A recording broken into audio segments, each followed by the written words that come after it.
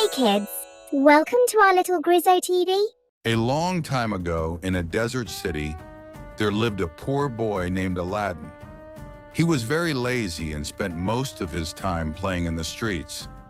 One day, a stranger wearing rich clothes came to Aladdin and asked, "Son, are you the son of Mustafa the tailor?"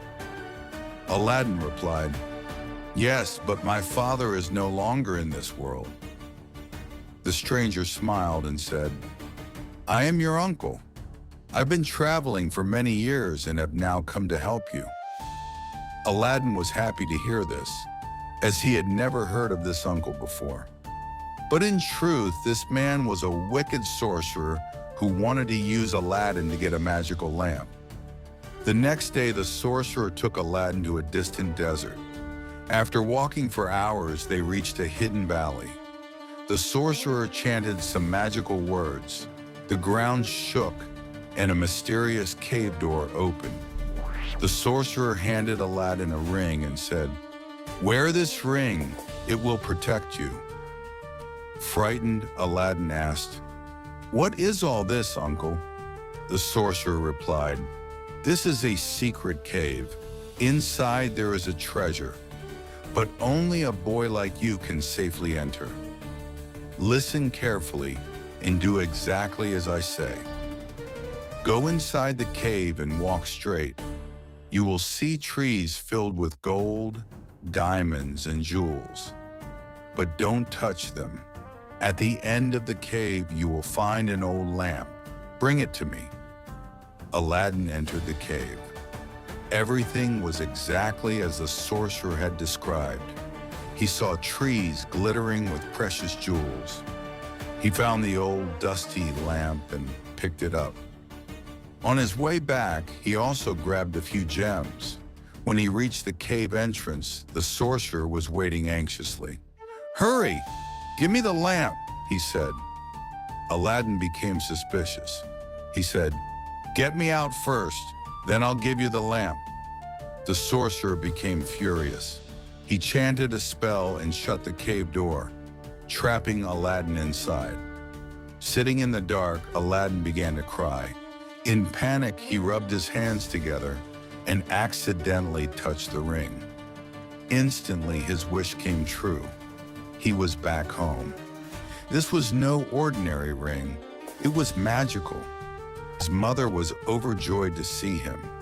Aladdin told her everything and showed her the lamp.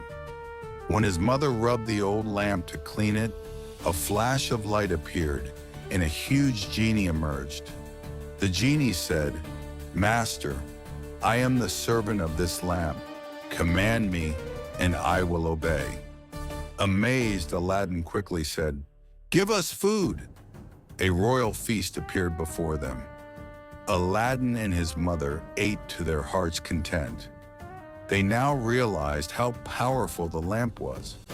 With the genie's help, Aladdin became wealthy. He bought a grand house and wore fine clothes. From that day, he and his mother lived happily. One day, while Aladdin was walking through the market, he heard an announcement. "Shut your shops, clear the road. Anyone who sees the princess will be punished." Aladdin thought, "I've never seen the princess. I must see her today." He hid nearby, and soon the princess's palanquin passed by. She peeked out from the curtain. She was the most beautiful princess in the world. Aladdin fell in love with her instantly. He ran home and told his mother everything. She warned him, "Don't even think about marrying the princess. If the Sultan finds out, it will be a big problem." But Aladdin insisted, "Mother, I want to marry only her. Go to the palace and tell the Sultan that I want to marry his daughter." Then he asked the genie for a priceless gift. The genie placed a tray full of gold and diamonds before them. The next morning, Aladdin's mother went to the palace with the treasure. The Sultan was amazed. "I've never seen such beautiful jewels," he exclaimed. "But before I accept your proposal, Your son must prove himself. Tell him to bring many trays of jewels, each carried by 2 servants wearing the finest clothes. His mother returned and told Aladdin about the Sultan's condition. Aladdin rubbed the lamp and told the genie what he needed. Instantly, richly dressed servants with trays of jewels appeared. His mother went back to the palace. The Sultan said, "You have pleased me again. But now I want your son to build a magnificent palace for my daughter." Back home, she told Aladdin the new demand. Aladdin rubbed the lamp again, and the genie built a grand palace overnight. The next day, Aladdin, dressed royally and riding a white horse, went to the Sultan's palace. The Sultan said, "Young man, you have proved yourself. You are worthy of my daughter. Let the wedding preparations begin." Aladdin and the princess were married in a grand celebration. Happiness spread all around. News of the wedding and Aladdin's riches reached the sorcerer. He thought, Aladdin must have escaped from the cave and taken the lamp. He must be using it to gain wealth. Disguised as a lamp seller, he set out toward Aladdin's palace. At that time, Aladdin was not home. "Old lamps for new. Exchange your old lamp for a new one," he shouted. Hearing this, the princess, unaware of the truth, gave away the old lamp in exchange for a shiny new one. The sorcerer rubbed the lamp, and the genie appeared.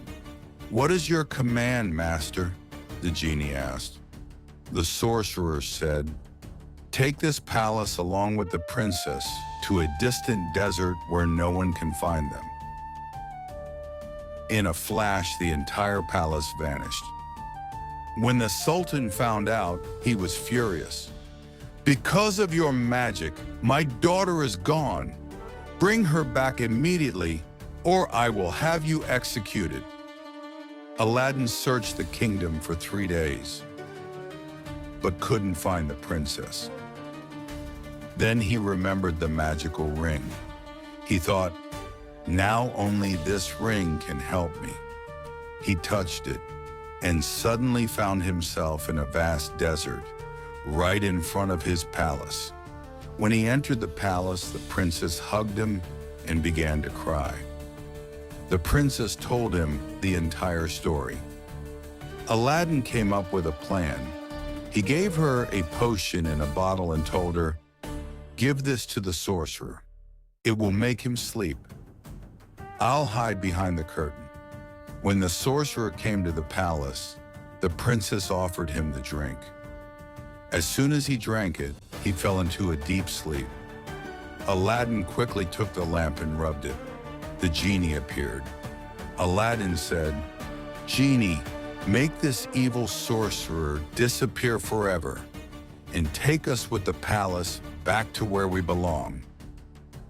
In the blink of an eye, the sorcerer vanished, and the palace returned to its original place.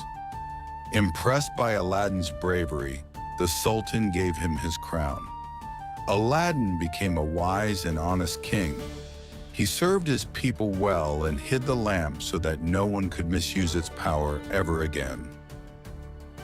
And so, Aladdin and the princess lived happily ever after.